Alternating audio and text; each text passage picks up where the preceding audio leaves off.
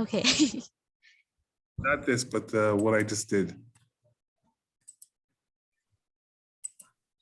Okay, so these are always changed. Generally speaking, I think you've got it organized pretty well. What I did do is I got rid of that thing about everyone wants to kill Hamlet, because not everyone, the people want to kill Hamlet. Laertes wants to kill Hamlet because he thinks Hamlet's the one who killed this, because Hamlet killed his father, right? Yeah. And he's mad about Ophelia. So that's the reason why. It's not like just everyone hates him. It's like, well, he did something, right? And because Laertes, and that's part of Laertes' actions, right? Where he just finds something, doesn't think about the consequences, just acts. And so yeah, I just erased that part because I think the two parts you have that lead up to the statement are fine. These other parts I've changed or rearranged, it's fine. Some of the comments I want to put, like, so again, I said, remember you want to focus on how Claudius and how he wanted the throne of Gertrude, so he kills the king, right? That's the link, right? Like his thing was he wanted to be the king and he wanted his brother's wife, so he just kills his brother. I said, I changed this up a bit. I said, it's fine. I don't know why I put this here. This is weird. Okay, but what? Okay. Okay. Considers, okay, so hang on, let me change this right because I didn't put the follow comment. Okay, but does Hamlet actually ever follow through with a plan? No.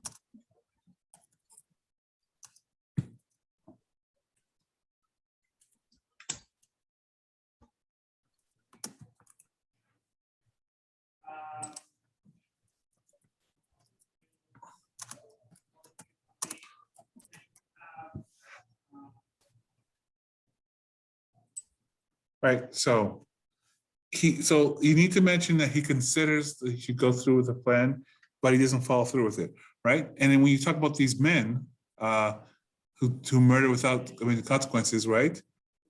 It's true, but do they act on their plans, right? So it's another thing. So what you're going to say is when you're comparing them, Hamlet creates plans, but he never follows through with them, right? He thinks about what he should do. He wants information to make them both rational decision, and then he feels when he has the most information and he can make and be the most assured, he will then act, right? Oh. But the other men don't have any of that stuff and just act without thinking about the consequences. So it's again, it shows how they're opposites, right? I mean, the only thing, like you see, Hamlet isn't afraid to kill, right? Like he switches the letters for Rosemarie and Guildenstern so they can get killed.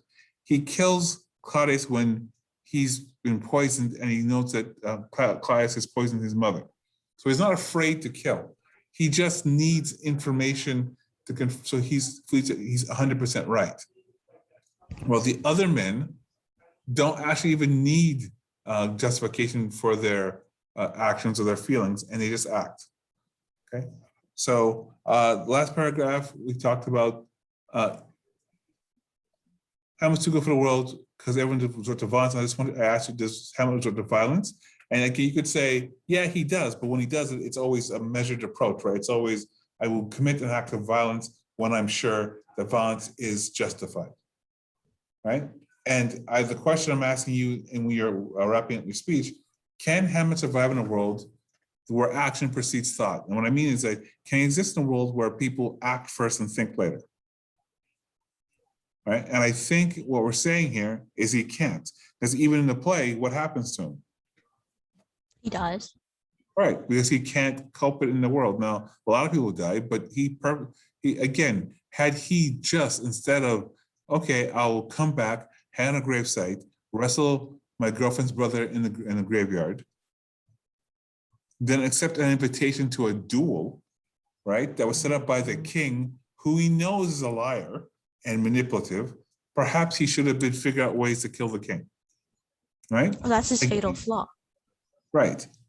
Again, he needs to think about stuff before he acts, right? So that's and that's his fatal flaw. That's his character. So you could say, well, his fatal flaw,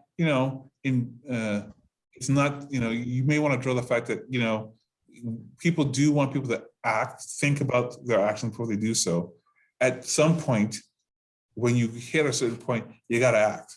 And Hamlet can't. And because he can't act, he can't survive in a world where it's all action and very little thought. Does that make sense? Yeah, I realized. Yeah, that makes sense. That makes sense. Okay, so I think, like I said, most of your speech is fine. You just need to make that. You just need to very clearly associate how he's the opposite, right? And it's called, term is called a foil character. That for Claudius and for Laertes, especially with Laertes, he's a foil character. Like Laertes is the exact opposite of him, right?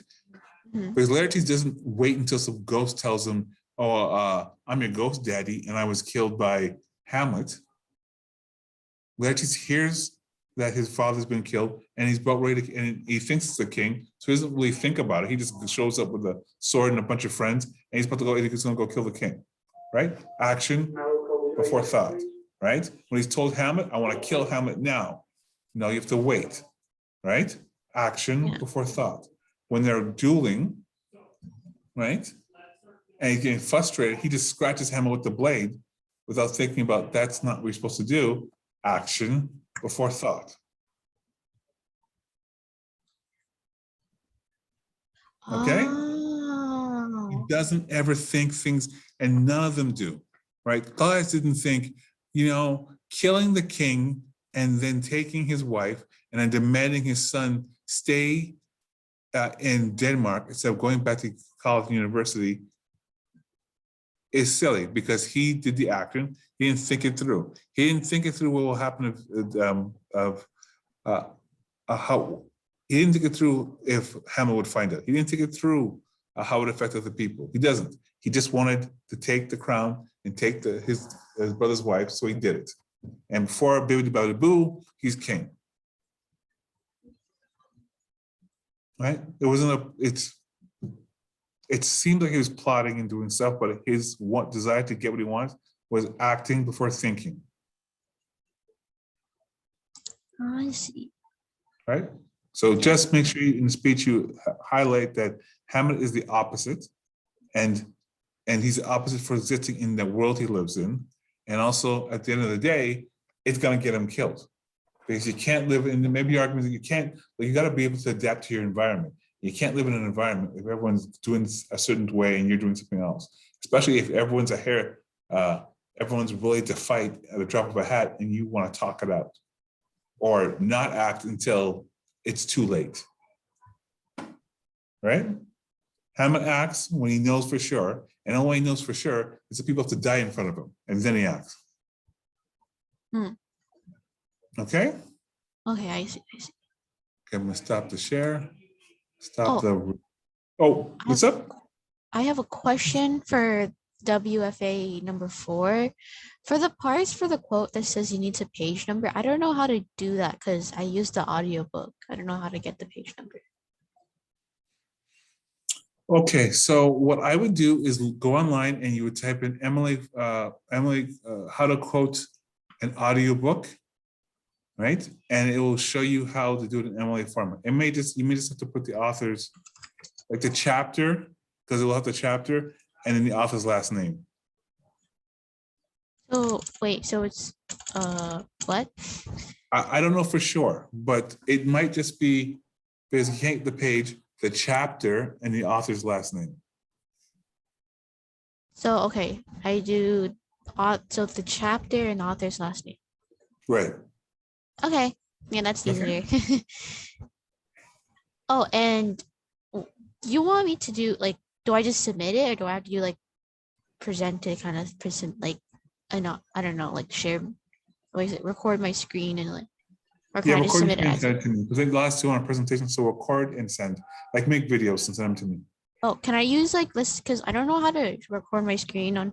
Can I use my phone and just Yeah, you can do that. Yeah, but as long as I get the video file, I can look at it and watch it and listen to it. It's fine. Oh, okay. Then yeah. Okay. Thank you. No